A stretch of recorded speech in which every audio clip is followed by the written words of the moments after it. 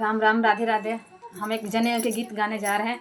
आप लोगों को कैसा लगेगा? अच्छा लगेगा तो कमेंट करिए, लाइक करिएगा, सब्सक्राइब करिएगा।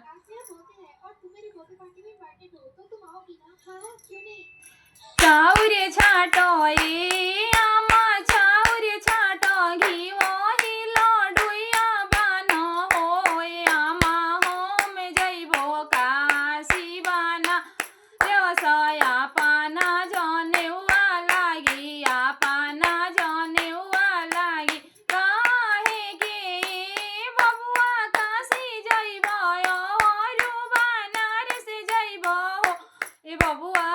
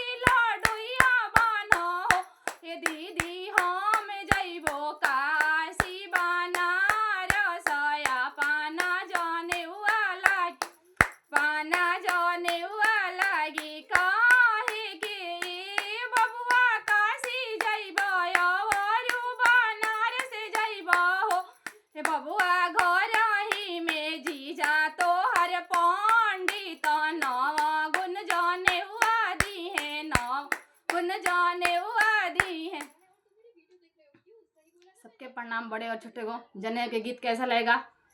अच्छा लगेगा तो कमेंट में बताइएगा।